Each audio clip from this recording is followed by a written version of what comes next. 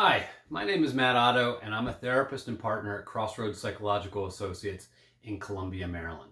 This video today is going to run through how I've set up my home office to do teletherapy so that hopefully other therapists can watch, learn some of the tricks that I've used, and quickly get their home space up and running to do teletherapy, especially right now during this coronavirus pandemic. We can get our clients' needs met as efficiently and quickly as possible.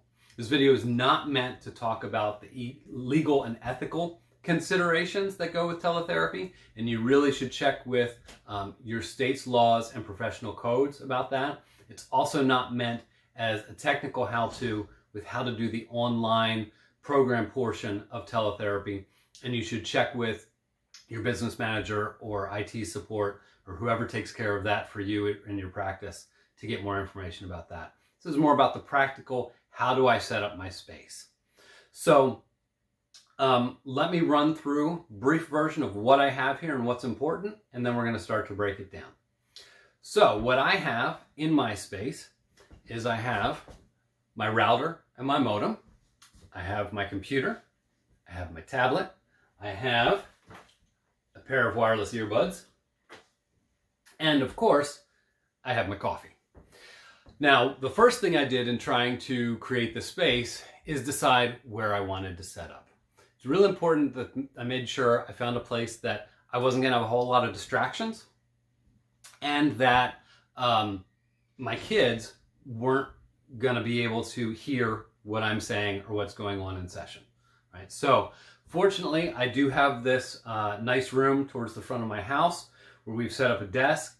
And the kids are largely going to be in the back of the house doing school or whatever they're going to be doing over the next couple weeks.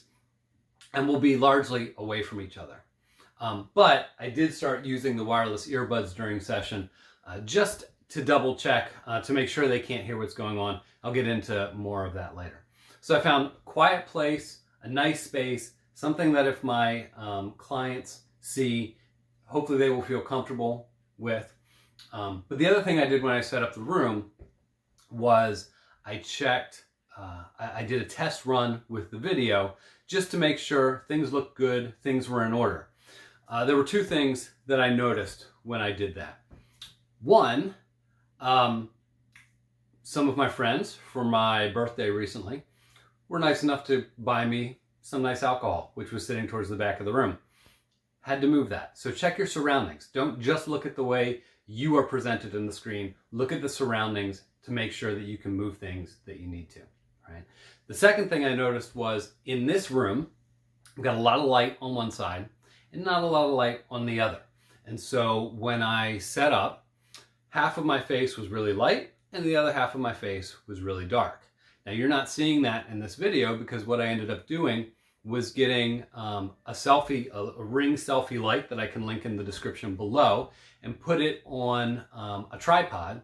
And what I do during session is I put that just to the left of my computer to help illuminate the other side of my face and even things out.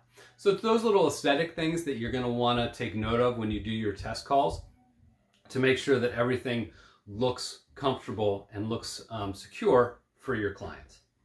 So finding the right space was the first thing I did. Second thing I did was made sure I had a good internet connection. And that is why I have the router and the modem in my office. Now, this computer is wired to the router, so I know I'm going to get good internet speeds through that. But even if something happened to my computer and I have to use my tablet to do teletherapy, because I'm in the same room as my router, I know I'm going to get good speeds and things are going to be fine. I own my own router and my own modem, and I do that because I can easily get into the settings to make sure that the home network is secured, that my computer is firewalled away from the rest of the network, and those sorts of things. Now, right now, check with your states. A lot of those regulations are being suspended because we're having to ramp up so quickly, but it's definitely a consideration for you. And if you decide to continue doing some teletherapy from home after this crisis is over, it's going to be something you should consider. If you don't own your own modem and router, and you instead get it from your IT provider or your internet provider, you might want to get in touch with them and just ask them about what kind of security they have in place, and if you can really make sure that network is secure and HIPAA compliant in the future. So first thing, internet, make sure it's secure and fast. Second thing, my computer. Seems pretty self-explanatory, but I needed to make sure that it had a good webcam on it so that my clients can see me well. And I made sure that mine has a Bluetooth connection so that I can use my Bluetooth headset while I'm in session. Mine also has a pretty good wide angle lens so that my clients are not just looking at a really close up of my face, but they get a good view of the room, can see a little bit of my body language while we're in session. Okay. Now, like I said, my tablet is also here. It's here for two reasons. One, redundancy. Anything that I have in this room, I have a backup for. So whether it is my internet, I actually am lucky enough to have my old router and my old modem down in the basement. If something were to happen, I could get it back up and running pretty quickly. Maybe not as, the speeds may not be as good, but it'll be good enough to do teletherapy. If something were to happen to my computer, I can do teletherapy through the tablet. I also use my tablet during session to take notes. Again, tablet is secured away from the rest of the network so that people can't access it.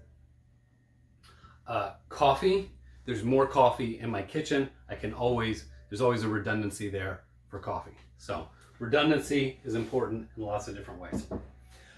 Normally my phone would be on the desk too, but I'm using that to record.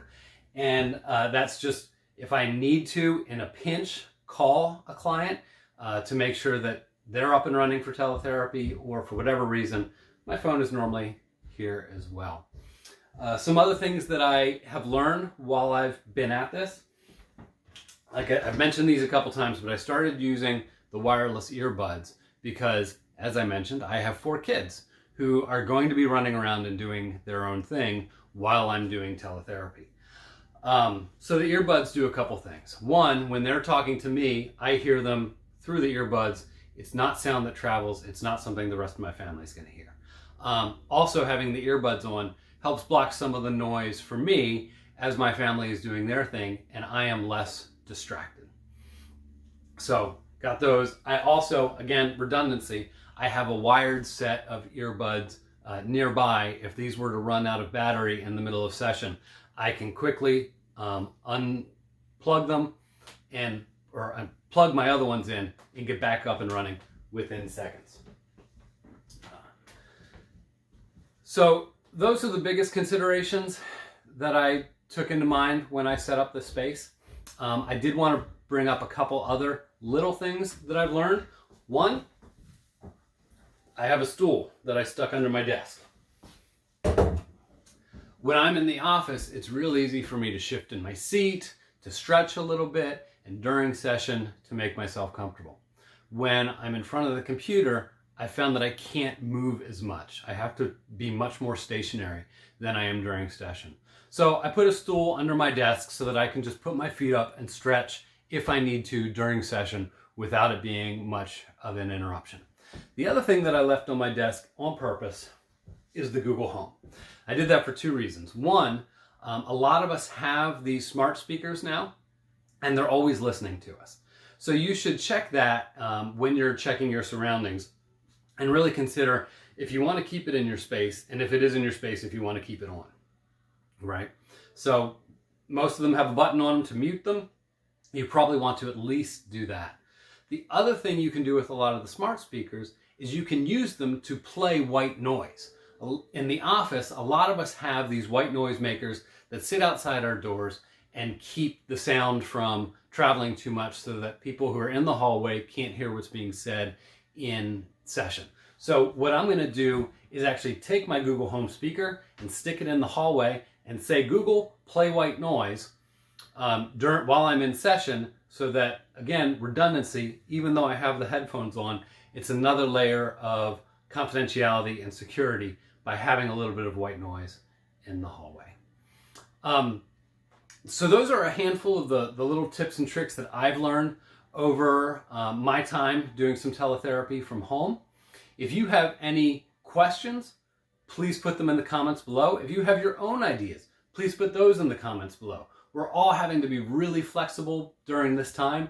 Like I said, I'm fortunate enough to have this space, but you might have found out a great way to set up your bedroom to do therapy or another place in your room to do therapy. I'm sure people have great ideas about how to use blue bed sheets as backgrounds, and then a lot of the programs have a way to use that as a blue screen and create custom backgrounds for yourself. So if you can't find a really calm, nurturing place in your room, in your house, that's also secure and has a good internet connection, maybe you want to construct something and put a custom background on it that is calming and relaxing as a way to set up a safe space.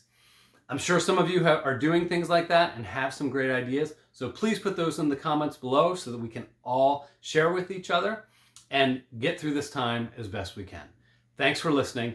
My next video is going to be about how our clients can set up their space at home to do teletherapy in a way that is relaxing and safe and secure for them. Thanks for listening. Feel free to pass this on. Talk to you again soon.